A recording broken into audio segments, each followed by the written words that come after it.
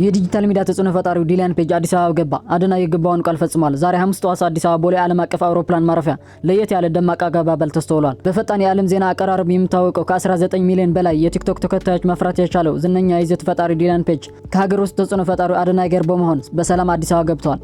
ይህን ታላቅ ዓለም አቀፍ ጉብኝት እውን በማድረግ ረገድ የ25 የኢትዮጵያ ምርጡ ቲክቶከር አዶናይ ቀዳሚውን ሚና ተጫውቷል። ለተከታዮቹ ቃል የገባው በተግባር ለማሳየት ወደ ለንደን የተጓዘው አዶናይ ከዲላን ፔጅ ጋር የነበረው ቅድመ ዝግጅት በከፍተኛ ስኬት በመጠናቀቅ ይህን ታዋቂው የዲጂታል ሚዲያ ኮከብ ወደ እናት ሀገሩ ይዞ ለመምጣት በቅቷል። ይህን ስኬት የአዶናይ ጠንካራ ስራ ቁርጠኝነት ከመግለጹ ባለፈ ለሀገራዊ ገጽታ ግንባታ ያለው ትልቅ አበርክቶ እያሳየ በመሆኑ ከፍተኛ አድናቆት እየተቸረው ይገኛል። ለአዶናይ የዲላን ፔጅ ወደ ኢትዮጵያ መምጣት ተራ ጉብኝት ከመሆኑ ባለፈ ለሀገር ውስጥ ቱሪዝም ማስታወቂያ ለዲጂታል ዲፕሎማሲው ስኬት እንዲሁም የኢትዮጵያ እውነታ ለዓለም አቀፍ ማህበረሰብ ለማሳየት እጅግ ግዙፍ ፋይዳ እንዳለው የዘርፉ ባለሙያዎች ይናገራሉ። በዚህ ታሪካዊ ክስተት ምክንያት በ10 ሚሊዮን የሚቆጠሩ የዓለም ዜጎች ትኩረት በአሁኑ ሰዓት ወደ አዲስ አበባ ላይ አርፈዋል።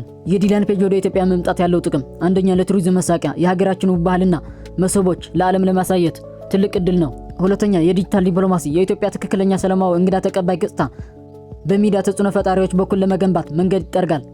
ሶስተኛ ለሀገር ውስጥ ተጽዕኖ ፈጣሪዎች የኢትዮጵያ ይዘት ፈጣሪዎች እንደና አዶናይ ያሉ ዓለም አቀፍ መድረክ ላይ ያላቸው ተጽዕኖ የማስፋት አቅም እንዳላቸው ማረጋገጫ ነው።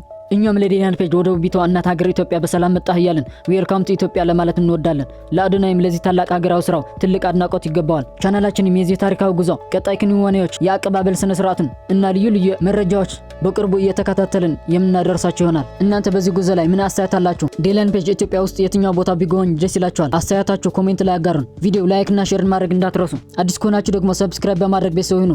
ስለተከታተላችሁ እናመሰግናለን።